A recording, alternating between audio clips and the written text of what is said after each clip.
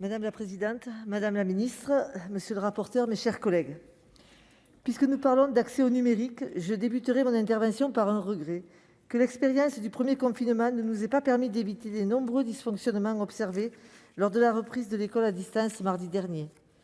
Si, dans cette période, l'outil numérique a prouvé qu'il pouvait être une alternative aux rencontres en présentiel, il nous prouve aussi que sa maîtrise est tout aussi importante, que ce soit pour l'État, les collectivités, les administrations, mais surtout pour nos concitoyens.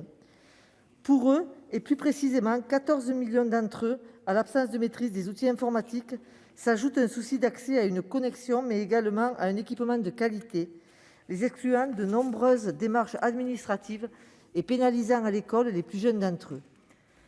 Cette absence de maîtrise d'accès à une connexion ou à un équipement, elle porte un nom, l'illectronisme, et mes collègues l'ont déjà évoqué.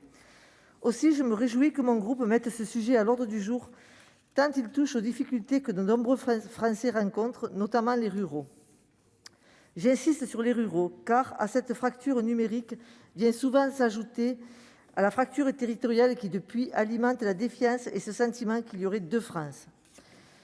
L'une urbaine et périurbaine, proche des centres de décision, des services publics et des pôles économiques, et l'autre rurale, éloignée de tout, mais souvent plus conforme à la réalité de notre pays.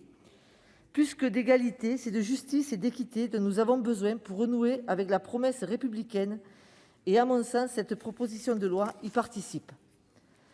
Concernant l'évaluation des capacités numériques des élèves, si je partage l'opinion du rapporteur sur l'existence de dispositifs au collège et au lycée, je doute sur le nombre d'heures consacrées et sur la réalité d'un enseignement approfondi. Entre la maîtrise des réseaux sociaux et celle de l'outil informatique pour effectuer des démarches administratives, il n'y a qu'un pas, souvent trop long pour de nombreux jeunes. Au sujet des articles 3 à 7 de cette proposition de loi, je me retrouve pleinement dans la volonté de passer d'une logique de service public 100% dématérialisé à une logique de service public 100% accessible, affichée par notre collègue Éric Gold. À l'accessibilité, j'ajouterai la complémentarité ainsi que la subsidiarité. Sur la complémentarité, d'abord, j'insiste sur la nécessité de ne pas strictement opposer la dématérialisation à une démarche papier, ni de totalement remplacer l'une par l'autre. Il est nécessaire de se mettre au niveau de nos concitoyens pour leur garantir l'effectivité de leurs droits. Pour cela, il faut saluer le travail en commun réalisé par l'État, les collectivités ainsi que La Poste dans la mise en place des maisons France Services.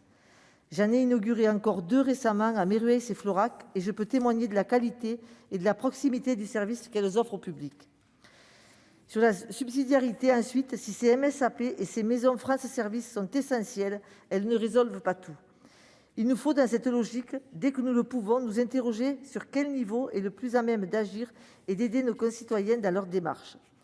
Il en va de même pour la dématérialisation, qui ne doit pas se faire à n'importe quel prix et aux dépens de l'accessibilité, comme ce fut le cas au départ pour la carte grise. Elle doit également s'accompagner d'un droit à l'erreur tel que proposé par l'article 5. Enfin, la dématérialisation, pour être acceptée, doit être facilitée, notamment par une plus grande ergonomie des sites, des administrations et une plus grande conformité aux normes d'accessibilité pour les personnes en situation de handicap. Les propositions faites aux articles 6 et 7 nous permettent de faire un pas en ce sens et j'espère que nous trouverons un accord sur ces sujets. Pour conclure, l'ensemble des membres du RDSE votera cette proposition de loi qui, certes, ne résoudra pas tout, mais qui vient marquer une étape essentielle dans la lutte contre l'illectronisme. Merci. Merci Madame Pantel. La parole est à Monsieur Pierre Ouzoulias pour le groupe CRCE.